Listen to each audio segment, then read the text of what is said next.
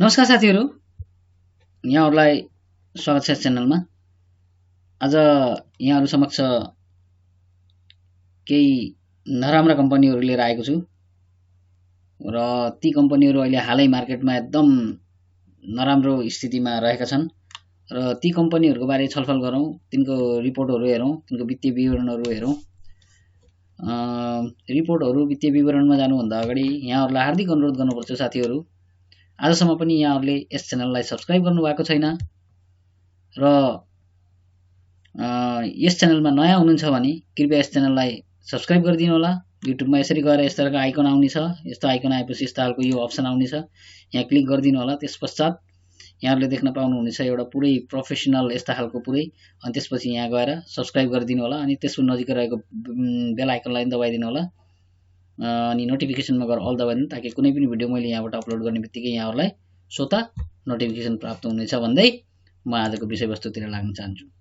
मेरो आजको विषयवस्तु छ सबभन्दा पहिले केही कम्पनीहरू म्यानुफ्याक्चर सेक्टरबाट मैले कम्पनी लिएको छु र ती कम्पनीहरूको मैले फन्डामेन्टल एनालिसिस गरेर यहाँहरू समक्ष राख्नेछु। सबभन्दा पहिलो नम्बर कम्पनी मेरो शिवम रहेको छ। शिवमको फन्डामेन्टल एनालिसिस गर्न गइरहेको छु म यहाँ, शिवम सिमेन्ट्सको। यो कम्पनी कस्तो छ त अहिलेको क्वार्टर रिपोर्ट अनुसार के कस्तो क्रियाकलापहरू खेलेको छ त हेरौँ न त है। यो कम्पनीमा हामीले लगानी गर्नुहुन्छ कि हुँदैन, ती सबै कुराहरू चाहिँ मैले यस भिडियोमा यहाँहरूलाई भन्ने छु। कृपया यस भिडियोलाई स्किप नगरिकन हेरिदिनु होला र अति नै महत्त्वपूर्ण जानकारी यहाँहरूले पाउनुहुनेछ भन्दै म विषयवस्तुतिर लाग्न चाहन्छु। यहाँ देख्न सक्नुहुन्छ यहाँले यो शिवमको मार्केट क्यापिटलाइजेसन हो। यसको मार्केट क्यापिटलाइजेसन हेर्नु पर्दाखेरि 20 अर्बको मार्केट क्यापिटलाइजेसन रहेको रहेछ। त्यसैगरी यसको पेड अफ क्यापिटल 4 अर्बको रहेको रहेछ है। 52 दिनको हाइलो हेर्नु पर्दाखेरि 392 यसको 52 दिनको लो छ भने 662 यसको के रहेछ त 52 दिनको हाई रहेको छ भन्ने कुरा हामीले यहाँबाट। यसको इपिएस हेर्न सकिन्छ 0.58 शिवम सिमेन्टको। अनि त्यसै गरी यसको तपाईको इपिएस पनि हेर्नुपर्दा माइनसमा चलेको छ 4.86 फिस्कल इयर। अनि यसको पी रेसियो पनि 791, अति नै नराम्रो पी रेसियो पनि रहेको छ। पीबी रेसियो पनि अलिकति यसको राम्रो भनेको पक्ष भनेको यसको एउटा बुक भ्यालु मात्रै रहेको छ। अरू सबै के छ त यसको कन्डिसन पुरै फन्डामेन्टली यो के रहेछ त यो कम्पनी एकदम नराम्रो कम्पनी रहेको रहेछ भन्ने कुरा हामीले यहाँ बुझ्छौँ। अनि त्यही माथि हेर्न सक्नुहुन्छ यहाँ पब्लिक होल्डिङ मात्रै, प्रमोटर होल्डिङ केही पनि छैन, प्रमोटिङ होल्डिङको मात्रा केही छैन भनेपछि यो कम्पनीमा हामीले अहिलेको अवस्थामा हामीले लगानी गर्नु हुँदैन। यसको फन्डामेन्टली एकदम विक छ। सर्ट टर्मको लागि लगानी गर्न हामीले सक्छौँ, तर पनि लङ टर्मको लागि चाहिँ हामीले यसमा लगानी गरेर रिस्क लिन सक्दैनौँ भन्दै म यसको फन्डामेन्टल एनालिसिसतिर पनि लाग्छु। यसको फाइनेन्सियल रिपोर्ट हेर्नु पर्दा यसको फाइनेन्सियल रिपोर्टमा हेर्नु पेड अफ क्यापिटल चाहिँ केही छैन। 80-81बाट लिएर अहिले 80-81को रिपोर्ट यसले प्रकाश गरेको। रिजर्भ र सरप्लस हेर्नु पर्दाखेरि पनि यसको रिजर्भ र सरप्लस पनि 9.5% घटेको छ भने यसको टोटल इक्विटी 5.11% घटेको छ भने बोरिङ्स चाहिँ यसको के छ त बढेको छ 43.02% बोरिङ्स बढेको छ भनेपछि यसले धेरै बोरो गरेको छ। त्यसै गरेर करेन्ट लायबिलिटिज भने नबढ्ने चिज बढेको छ, बढ्ने चिज बढेको छैन। अनि अब हामी यसको नेट प्रफिट पनि देखाएको छैन भने यस्तो कम्पनीमा इपिएस पनि छैन। यस्तो कम्पनीमा हामीले लगानी गर्यो भने सर्ट टर्मको लागि ठिकै छ, लगानी केही समयको लागि लगानी गर्ने अनि फटाफट बेच्ने, तर लङ टर्मको लागि हामीले लगानी गर्नु हुँदैन। अनि त्यस पश्चात यस्तो कम्पनीमा हामीले लङ टर्मको लागि लगानी गर्यौँ भने हाम्रो लगानी चाहिँ डुब्न सक्छ भन्दै म अर्को स्टकतिर लाग्न चाहन्छु। अर्को स्टक छ यो म्यानुफ्याक्चर सेक्टरबाट अति नै नराम्रो कम्पनी हुन् यिनीहरूबाट हामी बच्नुपर्छ। GCIL घोराइ सिमेन्टको पनि हेरौँ अब कस्तो छ त। यो पनि नराम्रो कम्पनी अन्तर्गतै पर्छ। यसको पनि फन्डामेन्टल हेरौँ पहिला। म्यानुफ्याक्चर एन्ड प्रोसेसिङ कम्पनी अन्तर्गतै पर्यो यसको पेड अफ क्यापिटल हेर्नु पर्दा मार्केट क्यापिटलाइजेसन 16 अर्बको रहेको छ भने 3 अर्बको चाहिँ यसको पेड अफ क्यापिटल रहेको छ।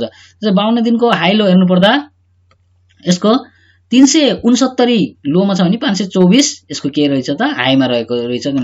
इपिएस हेर्नु पर्दा 1.34 भनेपछि त्यो शिवम भन्दा चाहिँ अलिकति हल्का राम्रो त रहेछ इपिएसमा। फेरि पनि इपिएस मात्रै राम्रो भएर हुँदैन। 80-81 को क्वार्टर 4 रिपोर्ट अनुसार हो। यो पनि 80-81 को रिपोर्टै ल्याएको छैन भनेपछि त्योभन्दा पनि गए गुजरा कम्पनी रहेछ भन्ने कुरा हामीले बुझ्यौँ। यसले 80-81 को त रिपोर्टै निकालेको छैन।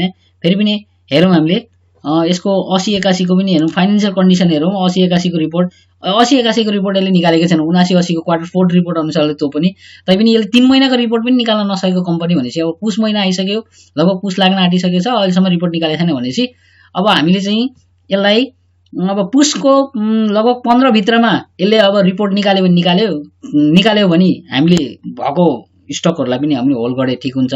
नत्र भए हामीले के गर्नुपर्छ त, यसले अब पुस 15 सम्म पनि रिपोर्ट निकालेन भने यसलाई हामीले के गर्नुपर्छ, राख्नु हुँदैन हाम्रो पोर्टफोलियोमा। यसलाई राख्नु ठाउँमा यसलाई हामीले बेचेर अर्को राम्रो खालको फन्डामेन्टल स्ट्रङ भएको स्टकहरू लिनुपर्छ भन्दै म अर्को स्टकतिर लाग्न चाहन्छु। अर्को स्टक रहेको छ सोनापुर मिनरल्स।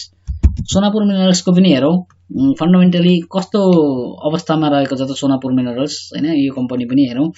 सोनापुर मिनरल्सको यो कम्पनीको पनि हामीले हेर्नु पर्दा अहिलेको अवस्थामा हामीले यसलाई कति 9 अर्बको मार्केट क्यापिटलाइजेसन रहेको छ भने पेड अफ क्यापिटल यसको 3 अर्बको रहेको छ। 52 दिनको हाईमा हेर्नु पर्दाखेरि 234 लोमा छ भने 315 यसको हाईमा रहेको रहेछ है। यो कुन कम्पनी? सोनापुर मिनरल्स भन्ने। त्यसैगरी इपीएस यसको हेर्नु पर्दा केही पनि छैन। इपीएस ट्रेडिङ टाइम, इपीएस रिपोर्टेड पनि केही पनि छैन। पी रेशियो पनि 0 छ। अनि यसको अरु केही पनि देखाएको छैन भनेपछि यसको कुनै पनि फन्डामेन्टली सबै कुराहरू लुकाएर राखेको छ भन्ने कुरा अहिलेसम्म प्रकाशित गरेको छ। यत्रो भइसक्यो, यत्रो महिना भइसक्यो लगभग आएको, तर अहिलेसम्म यसको कुनै रिपोर्टहरू कुनै आएको छैन। अनि यसको फाइनान्शियल कन्डिसन पनि हामीले हेर्नु पर्दा केही पनि रित्तै छैन अहिलेसम्म।